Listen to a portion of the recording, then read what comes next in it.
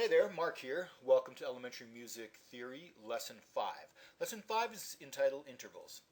If you're working along with these textbooks, here's the information that you need. Check it out, the pages for the green book, or if you're in the purple book, pages for the purple book. If you're not working in these books, no wonder, just keep going along and follow with me.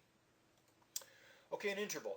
What is an interval? An interval is a unit of measurement in music. An interval is a distance between two notes. You can see that there are two types of intervals here. The melodic interval is when the notes are played one after the other. A harmonic interval, so that's like, melodic interval is like a melody. The notes come after a melody. Harmonic interval is like harmony, when the notes are played together. That is the harmonic. Same interval, only harmonic. Harmonic, melodic. Just two different ways of approaching an interval. Intervals are numbered. The interval number is determined by counting from the lowest note to the highest note. So here we have an E to a C. And if you count from E to C, you have 6 letter names. E, F, G, A, B, C. So this interval is a sixth. And you include the bottom and the top letter name as well. So E, F, G, A, B, C is 6 letters, and the interval is a sixth. Now we're going to talk about two types of intervals, perfect and major intervals. Intervals are related to the major scale. So we studied the major scale already, so you know all of the key signatures up to 4 sharps and 4 flats. What I want you to do is always think about a major scale when you're identifying an interval. Now, 1 or a unison, 4, 5, and 8 are considered perfect intervals. 2, 3, 6, and 7 are considered major. Now, what makes them major and what makes them perfect? Well, the bottom note is considered think of the bottom note as the first note or the tonic note of a major scale. And then, if this top note belongs to the scale of the bottom note, it is either a major or a perfect interval, depending on the number. As I said, 2, 3, 6, and 7 will be majors. 1, 4, 5, and 8 are perfect.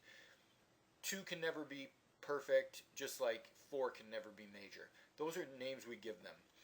Now, in the scale of C major, the second note is D. So a major second above C is D. A major third is E. E is a member of the C major scale, so that makes it major. In order to be a perfect fourth here, the F has to be a member of the C major scale, and it is. Let's look at the intervals in E major to give you a little clearer outlook on this. So E to E, of course, is a perfect unison. It's not even really an interval. I don't know why we call it, because an interval is a distance, and there is no distance between the same note, but we call it a perfect unison. E to F sharp is a major second. It has to be F sharp because the second note of the E major scale is F sharp. If it was E to F, it wouldn't be a major second. We're going to talk about that in a minute as well. E to G sharp is a major third because the third note of the E major scale is G sharp. E to A, perfect fourth. E to B, perfect fifth. E to C sharp is a major sixth. The reason being that in order for it to be major, it must be a member of the bottom note scale. E major has 4 sharps, F, C, G, D. So C sharp makes it a major sixth. Major seventh is D sharp because the 7th note of the E major scale is D sharp, and a perfect octave is E. Remember that to be a major or perfect interval, the top note must be a member of the bottom note's major scale. Now, there are something called minor intervals as well. Only the major intervals can become minor. Perfect intervals never become minor, so we're just dealing with 2, 3, 6, and 7. A minor interval is 1 semitone smaller than a major interval. The notes of the minor interval are 1 semitone closer together, in other words, than the notes of a major interval. And as we said, only seconds, thirds, sixths, and sevenths can be minor. So here's a major second, C to D. Why is that a major second? Because D is the second note of the C major scale. Remember, when you're dealing with the bottom note is always the major scale, C. So we know D. But C to D flat is a minor second because it is a semitone closer together or a semitone smaller. We've lowered the D to D flat. D flat is not a member of the C major scale. You know, C major scale has no sharps or flats. So D flat makes this a minor second. If we look at this major third, D to F sharp, now D to F sharp is a major third because we know the D major scale has 2 sharps, F sharp and C sharp. So the third note of D major is F sharp.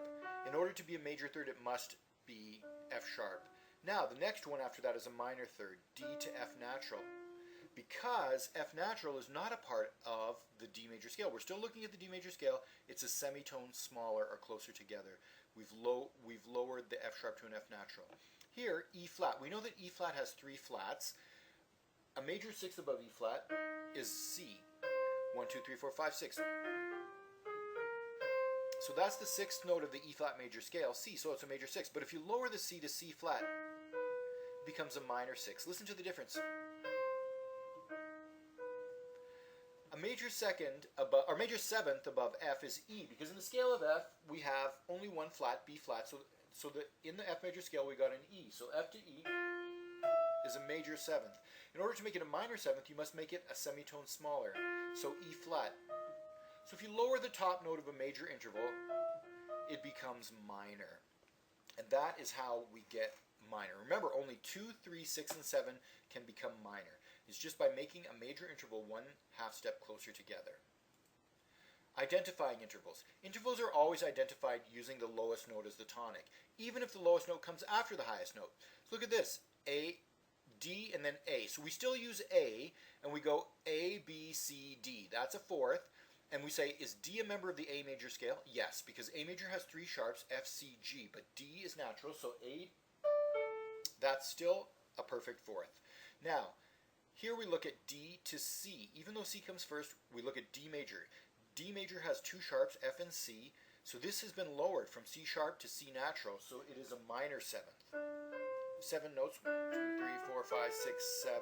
It should be, but instead of C sharp, we have C natural, making it a minor 7th. Here's G to B flat. That's a minor 3rd, because in the scale of G major we have B, G, A, B, but it's G, B flat. G, A, B flat, a 3rd. And here is G to F sharp. Even though the F sharp comes first, we consider the G major scale as the home base, and that we're going by the G major scale, and the 7th note of G major, 7, is F sharp, so that's a major 7th. Okay, there's your introduction to intervals. I hope everybody gets it. It was kind of quick, but I hope you've got it, and I hope you have enjoyed it, and we'll see you in the next lesson.